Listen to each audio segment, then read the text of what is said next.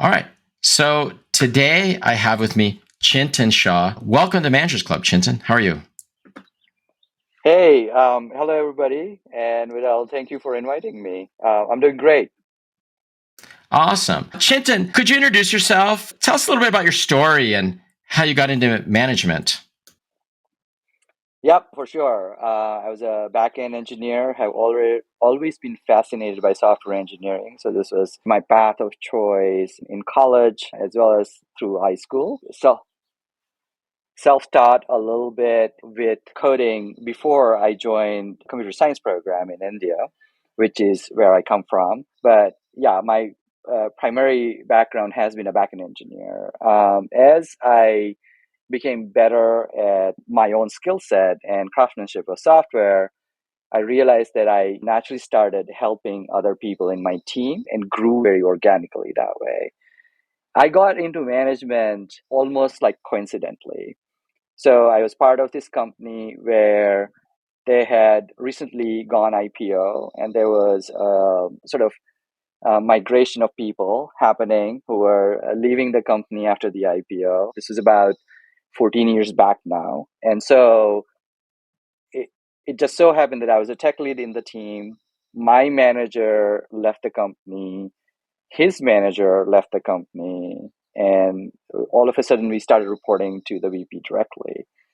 And the VP needed some help. Obviously, he could not manage all of us directly. That's how I got into management. He's like, "Hey, can you do this?" And I had very good relationship with my product manager and the teammates because I was the tech lead as well. So I think there was like for the VP, this was like a natural fit. Little did I know that I needed a lot of mentorship, but we can talk about that later. But yeah, that's sort of how I got into management.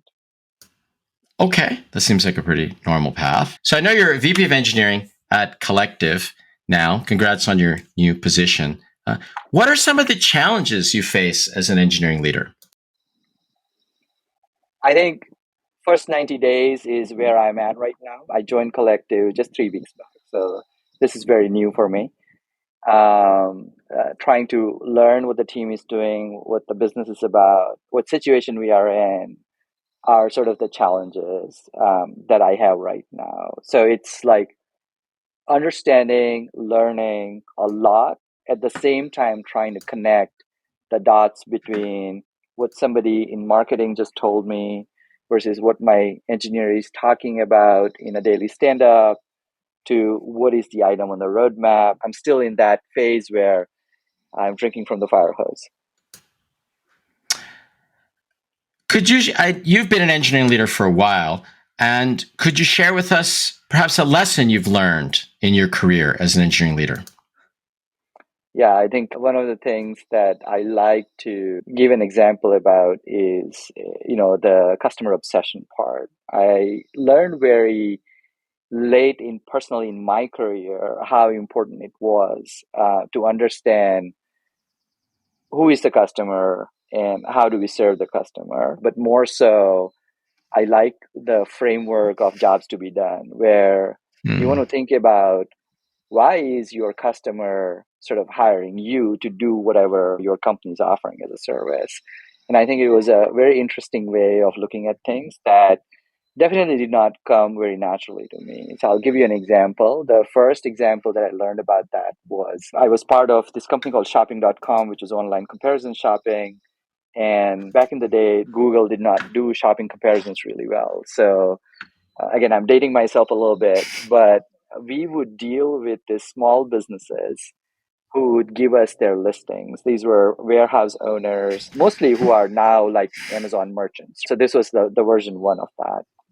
And we ended up developing this extraordinary system within a merchant portal for for our service, where these merchants can come and upload their catalog of what they are doing, what they are selling, and for how much are they selling. And then we were like, okay, this is very cumbersome. Everybody has to do it by manually entering their stuff.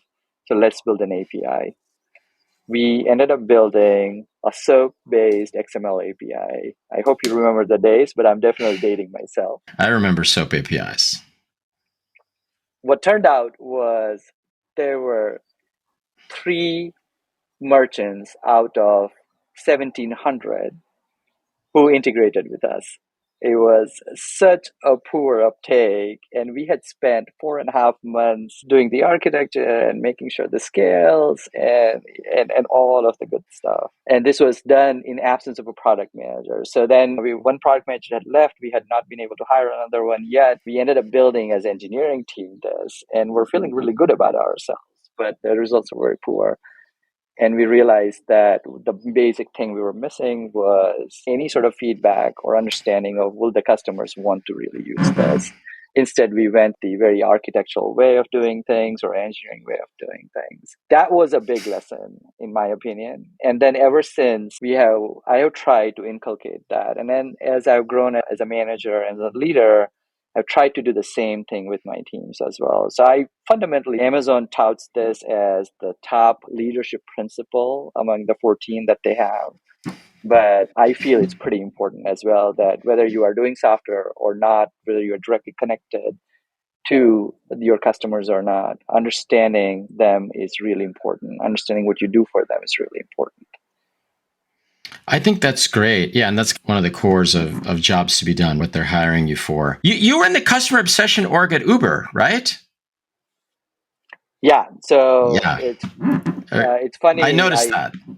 Yeah, my organization was called Customer Obsession at Uber. Yeah, but we were basically think of us as customer service on steroids. Yeah, Uber had some fantastic sort of challenges at scale. And yeah, we were able to do a lot by understanding the customers ourselves. Chintan, hiring is an important function of management. Could you say a little bit about what's your approach to hiring, and has it changed at all now in this new remote post-pandemic world? I think hiring is one of the most important thing an engineering manager or leader can do. The best sort of experience I got in terms of hand experience with hiring was at Netflix. When I was at Netflix, we did not have recruiters. We had just HR business partners. And so all recruiting was purely the function of the engineering manager, which meant we would get LinkedIn Premium or whatever account we wanted, but we had to source, reach people, and also figure out what would be the interview process for them, because maybe a back end versus a front end, but also depending on what team you're recruiting for, you might want to customize the interview process. So Netflix takes the freedom and responsibility very much to the heart, and that applied to hiring as well. I think hiring is, as I said, very important. And I personally feel that there is a weird situation with the quote unquote standard hiring process, where, especially for software engineers, recruiters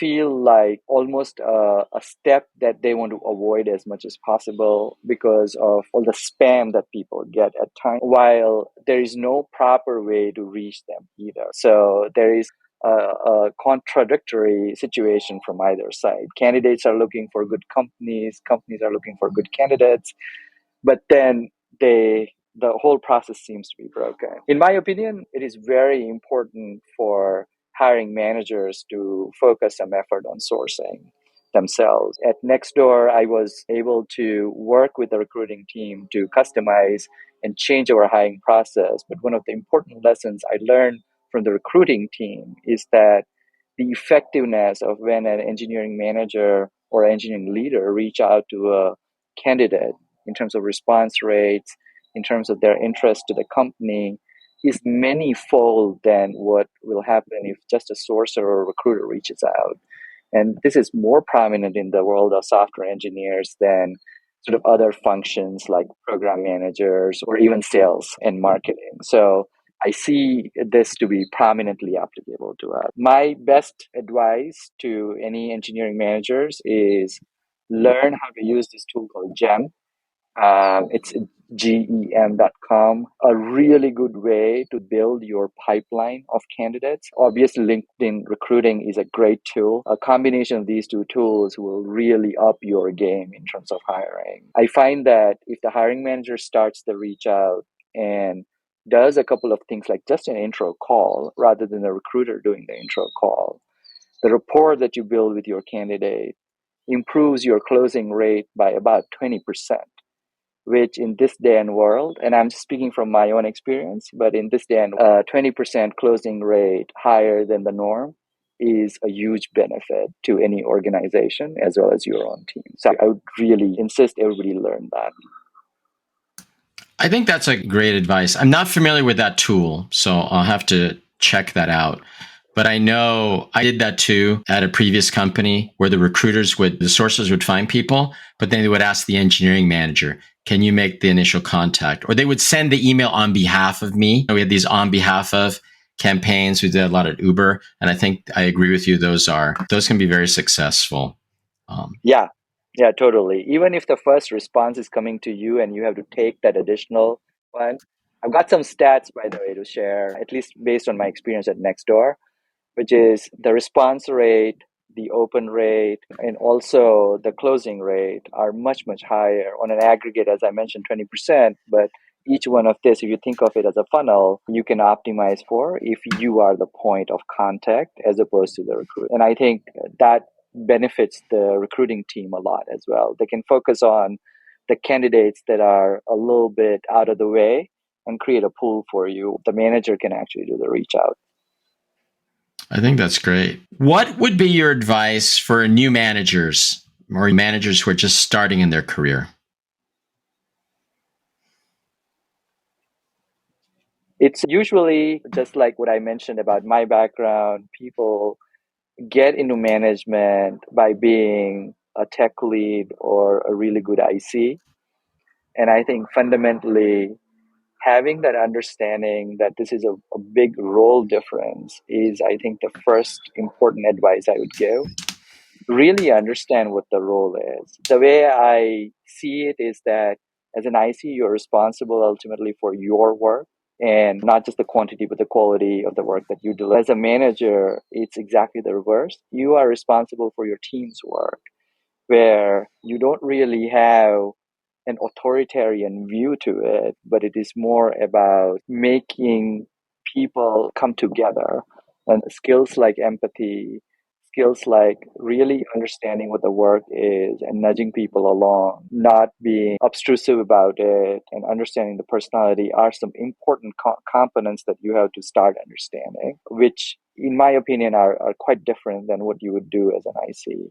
So that awareness is really necessary. One other thing that I'd add is that having a mentor is really helpful in this situation, especially if you have somebody who is not directly in your line of management, but maybe in the same organization or the company, that they can give you understanding of the whole aspect without sort of the specifics of it. Because I find that a little bit of therapy and a little bit of guidance go actually a long way when you are making a role change like that. I personally went through a role change without getting that backing.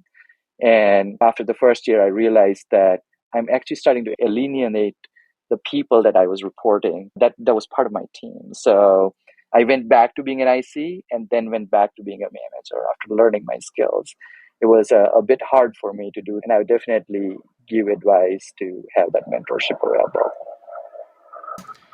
I think thanks for sharing that. Yeah, because it can be difficult to step into management. Like you said, you went and then you went back and you went again. I want to ask a little about mentorship since you mentioned it. I'm a big fan of mentorship, but one thing a lot of people, when I talk to them about, yeah, you should have a mentor, they go, it's hard to get a mentor. I don't know how to get a mentor. Do you have any advice for people, okay, that want to get a mentor?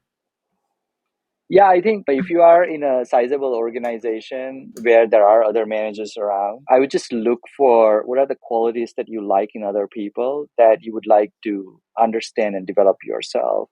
It doesn't need to be one mentor, right? You might have an opinion about somebody else's communication style being really conducive in meetings or in public speaking, and that is a skill that you want to develop. Go and talk to that person if they have got some time available to do that.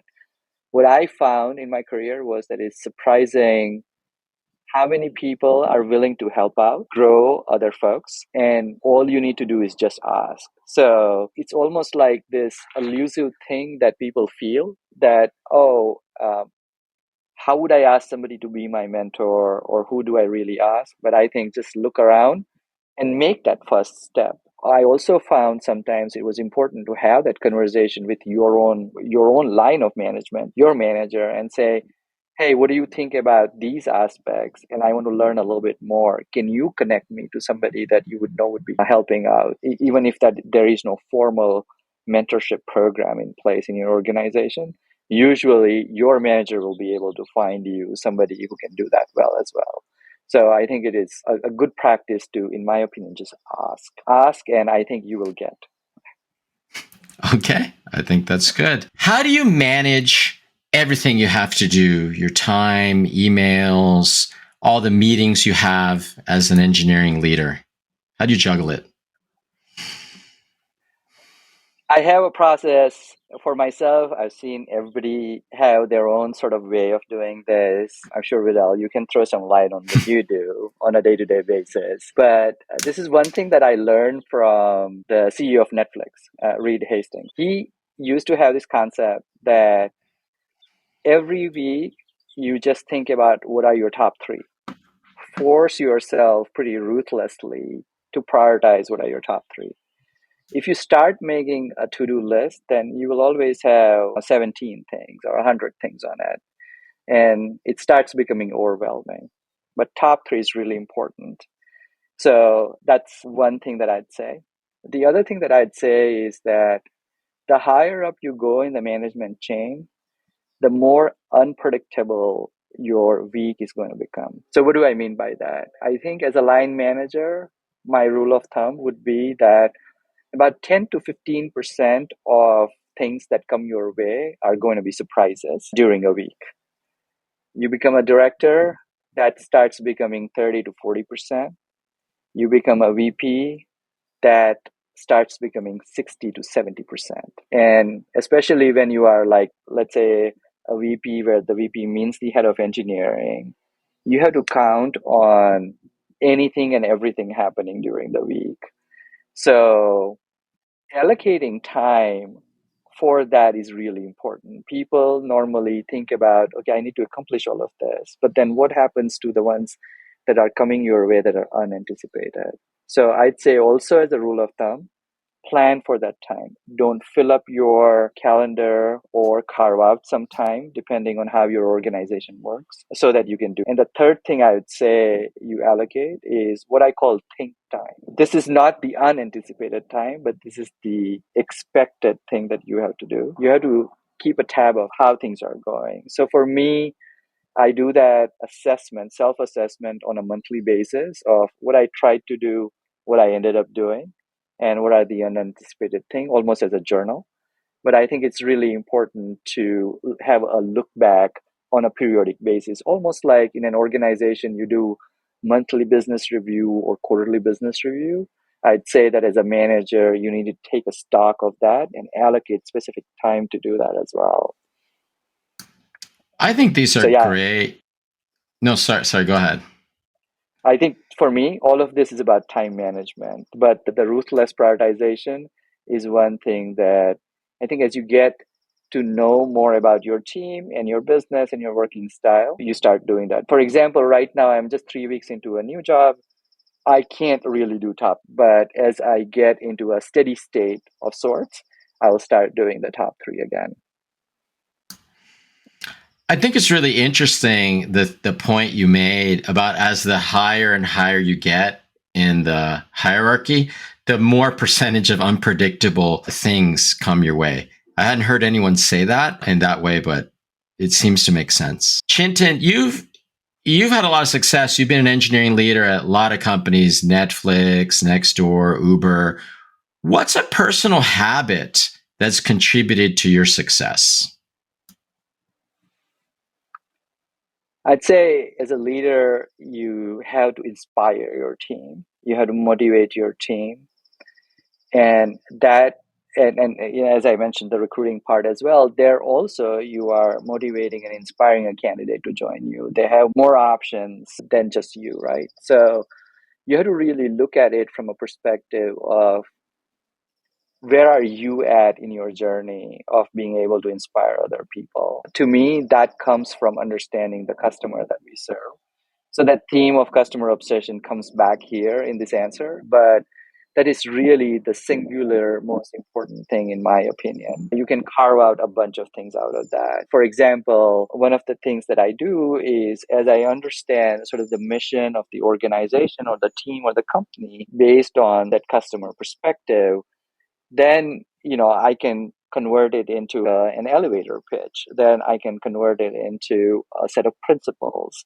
Then I can convert it into a set of working methodologies, and how are you going to organize your team around it. So for me, a lot of that starts from understanding the customer and understanding the business you are in, which a lot of times as engineering lead is not stated in your job description because you're focused on the quality and the quantity of software that you are or your team is responsible for. But I think it is really important to do this. So yeah, I'd say that the most important habit is to cultivate is to understand your customer and be maniacally focused on what are we doing and how is it really helping the customer. Try to attach that. I love your focus on the customer. I think that's really fantastic. Earlier, you mentioned this tool for recruiting that I hadn't heard of. Are there other like internet resources, tools, or things that you find useful that maybe people don't know about? Yeah, I think I find for me what I've found is that as I do these like monthly retrospectives, or even they may not be monthly, but what I'm doing on a regular basis, I realize that as the world is changing, there are certain new habits that one has to form and get rid of the old habits that you have. For example, as we became more remote or as video calls became more prominent in offices. For example, one of my managers early on, so this is like 7, 8 years back when video calls became really prominent, pointed out the fact that I would roll my eyes in a video and everybody would notice that. Mm. So that was not a very good thing to do. Now, how do you get rid of this? So you have to format. The other one that I'm talking about is, okay, how do you focus on the top three and make sure that you are still on the top three and not digress to the top 10? Or top 15. For me, these are the kind of things that I have realized are habit forming. And I actually find like just your regular iPhone reminders app to be very useful to do that. I'll set up reminders of every 2 days or every X number of hours, something reminds me saying, I need to do this. At some point, I start realizing that, okay, that habit is now formed. And so you don't need to remind yourself anymore because now you've inculcated into your behaviors. But I think this was, so for me, the reminder app is really like a habit forming app. And I've seen other people use other kind of to do apps, or there are specific apps that try to do this with certain other ways of psychological behavioral enforcement. And I'd say that's an important thing for folks to what works for them. The last thing that I would add there is I'm a big fan of having small sessions of like just sitting down and meditating. And this in for me is more like a session where I try to settle my brain. It is not really about emptying it out or anything, but we get so many inputs from Slack, from our phone, from a bunch of other things. And for me, I think finding that 5 minutes or 15 minutes a day of nothing giving me input is important. So I do use the do not disturb pretty heavily on a daily basis, but do it like 15 minutes at a time just to settle down, rejuvenate myself, but also rebalance myself sometimes.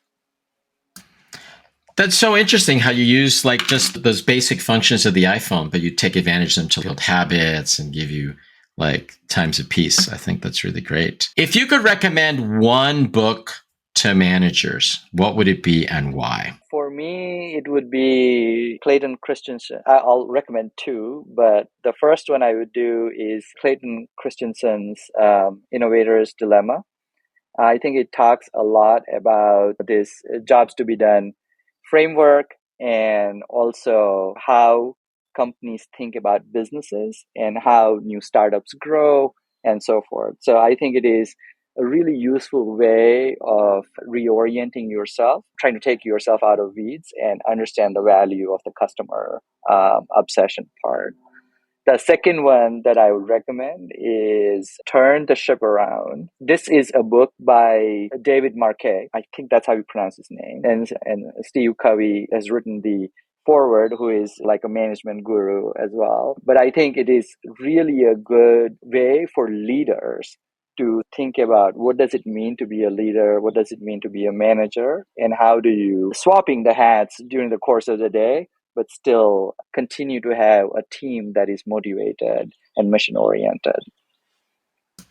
I think those are both great recommendations. I love Turn the Ship Around. I was in the Navy. I think it's great. Yeah. And then also Clayton Christensen is so interesting. Yeah, his jobs to be done and all that is like super good. So these are great recommendations. As a manager, Chintan, what is your approach or how do you go about doing the career development, leveling up of your direct reports, of your team? I think start by inspiration. Inspire people to go beyond what they're able to do today. I think that is the best form of motivation that you can provide to the team. I think the other thing is being really creative about how to identify the gaps and what does the person want to do or aspire to do and how to get them there. A lot of companies have good career development plans, but I think what is really important is to create an environment where people can thrive trying out new things. And if it is an environment that is not just inspiring and motivating, but also gives a little bit of room for failure and celebrates success really well, then you have this positive reinforcement. So I think first, creating an environment is really necessary. Otherwise, you will feel like you are rubbing against or hitting yourself to a wall. The second one is what I really like is having goals where individuals can share them with their entire team. So, for example, if person X is trying to learn a particular kind of architectural pattern because it's going to help us, or wants to now get more experience because they are interested in mobile development and they are a backend engineer, make it publicly available as a knowledge to the rest of the team as well that, hey, person X in the team is trying to do this. What I find is that by itself not just tells everybody that it's okay to do these kind of things, but it becomes really now a cooperative effort. The entire team will be helping this person try to achieve their goal. And so I think transparency and creating that space of psychological safety that I'm trying out something new in my career or going to the next step becomes a part of your culture. I think that's also really important. So that's what I would leave it with. That's a really interesting suggestion because I think lots of times when people are getting like career advice, it's private between them and the manager. This is what I want to work on. This is what you need to work on. And you're basically saying, share it with other people on the team that this person is trying to work on develop a certain skill so they can help them with it. Totally. I have also found that I have been able to motivate the person who is trying to build a skill to like go reach out to person X, Y, and Z and tell them that, hey, I'm trying to build this skill. How do I approach this? Now you are seeking out mentors for particular skill development, almost like a coach. But on the other hand, you are providing the ability to carve out time for them and make it publicly available. That, hey, if this person is spending 20% of time here in training themselves on mobile, here is the reason why. Everybody understands about that. And I find that it's almost like it takes a village to raise kids. It takes a village to raise your career too, in my opinion. The more transparency you bring to it, it becomes very conducive and it creates a culture around it. I think that's really interesting. Thank you for sharing that. If you have time, I had one more question, and that is, in your mind, what does it take to be a great engineering leader? What are the qualities of a great engineering leader? I think this is a really difficult one. This is a really open-ended one as well. My motto personally is get stuff done with empathy. Uh, I think relating your ethos about the working style and the output oriented angle to it is really important. So the get things done indicate that. But then the empathy part is equally important. I think I've seen so many cases where things are done, but you feel like a roller coaster just ran through and got it done, but created a lot of collateral damage there. I would say that with if you match your ability to deliver something fast, quickly, but with empathy, I think that tries to elevate you from the rest of the lot. And I think that's what leadership is about. I also think about leaders not just having followers, but leaders also being able to grow other leaders. And I think that's equally important. These are two things that I would leave the audience with. You have to find your own personal sort of tagline as a metaphor, but yeah, I think it's really interesting. Chintan, I'm so happy that you came on the Managers Club to share this. I think you shared a lot of really great nuggets, of wisdom and stuff. If afterwards people wanted to reach out to you to maybe learn more about you or follow you or anything, what would be the best way for people to contact you or learn Definitely more about reach you? Yeah, definitely reach out to me on LinkedIn. I am pretty active on it, Chintan Shah, and my LinkedIn is slash Chintan, so it's just my first name. So it should be easy. And we can always have a conversation using our email addresses and or phone call after that. So would be happy to do that. Awesome. Listen, thank you again so much. It was great to have you here. Thank you very much, Vidal. It was an awesome conversation.